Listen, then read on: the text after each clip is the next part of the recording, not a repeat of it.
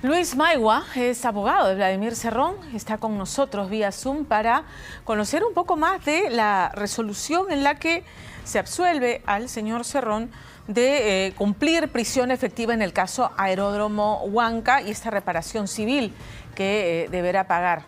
¿Y cómo es que queda en esta coyuntura electoral? ¿Cómo está Cerrón?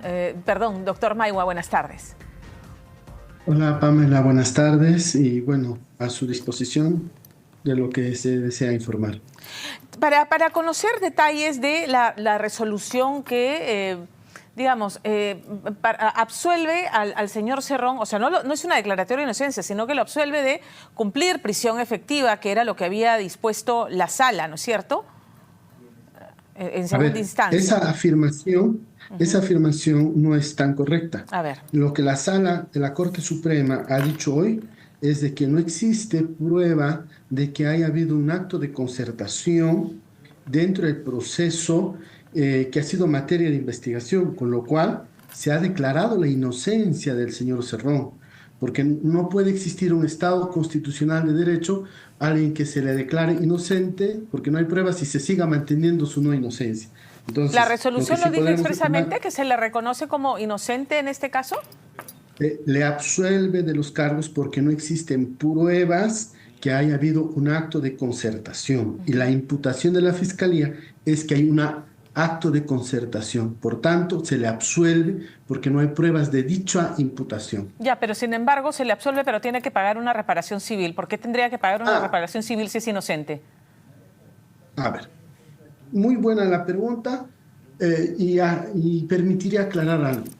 Sucede que la propia Corte Suprema ha dicho, dentro del trámite no se ha podido encontrar ningún hecho de relevancia que pueda hacer pensar como indicio de que haya un acto de concertación entre el señor Cerrón y cualquier persona que haya participado en ese proceso de selección vía APP.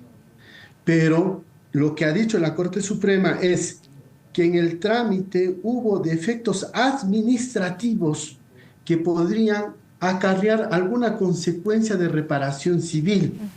Pero esto no significa que hay delito, sino que el trámite administrativo pudo.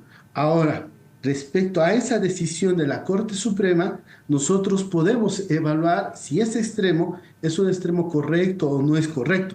Pero respecto a la imputación penal, esto es, a que se le imputaba concertación, ha quedado claro de que no hay nada y que las sentencias que determinaban que él era responsable del delito de colusión no han analizado el trámite correcto y no han analizado que no hay ningún indicio que haga pensar que hubiera siquiera la posibilidad de un acto de concertación.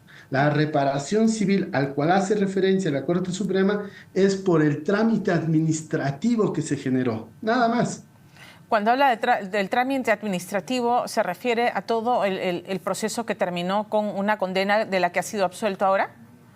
No, el trámite administrativo que se llevó a cabo con la finalidad de otorgarse la buena pro a la empresa que postulaba dentro de los principios de concurso de postores, que además la Corte Suprema ha dicho, no se ha quebrantado. Concurso de postores, no se ha quebrantado ningún principio de la contratación, pero el informe de control advierte de que en el trámite del proceso de selección hubo algunos actos fallidos administrativamente.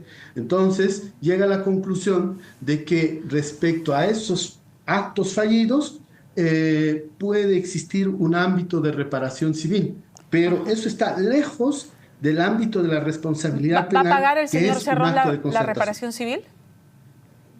Te cuento, Pamela, que yo hace mucho tiempo no tengo contacto con él. Seguramente habrá un momento de conversar sobre ese punto y decidiremos procesalmente qué tenemos que hacer respecto a eso. ¿Por qué? Porque respecto a la reparación civil, ha dicho la Corte Suprema, no es que se le atribuye el pago de reparación civil al señor Cerrón, sino que deben compartir el pago todos aquellos funcionarios que fueron condenados y ahora absueltos y los que fueron absueltos en los procesos anteriores.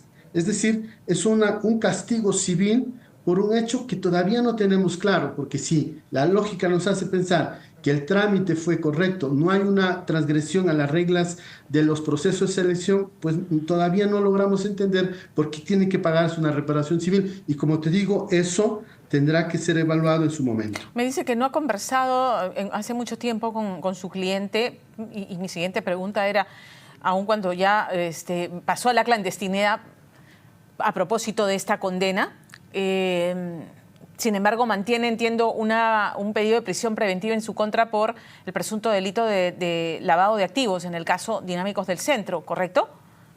Sí. Y sobre particular, aclaro, yo no mantengo comunicación directa ni indirecta con él porque mi defensa es completamente técnica. Ahora, respecto a qué es lo que ha ocurrido en el proceso de Dinámicos del Centro, a pesar de yo no ser el abogado directo, indirectamente tengo la data exacta. ¿Qué sucede? Como el señor Vladimir Cerrón tenía que firmar en una comparecencia con restricciones en ese proceso, cuando lo condenaron ya no pudo firmar, entonces el fiscal pidió revocar. Pero una regla mínima de lógica, ahora ya puede firmar, por tanto, esa causal que generó la prisión preventiva evidentemente va a desaparecer. Con lo cual, creo yo, en un sistema tan racional, pues eso también debe ser revocado porque lo único que revocó es el impedimento de hacer la firma, nada más. Ok, entonces esas son las gestiones, digamos, las diligencias que hará usted ahora para que entonces el señor Cerrón pueda salir de la clandestinidad en la que se mantiene. Es que es el paso procesal que sigue, evitar de que se haga una detención cuando no hay una causal realmente necesaria de detención. Correcto. Y si es que logra este cometido de que se revoque también la prisión preventiva, el señor Cerrón entonces quedaría habilitado para postularse al Congreso de la República. Mi apreciación jurídica legal es que efectivamente no tendría ningún impedimento, pero sobre las decisiones políticas, pues yo ahí no podría hacer mayor comentario. Muy bien, doctor Maigua, le agradezco mucho habernos atendido esta tarde. Buenas tardes. Buenas tardes.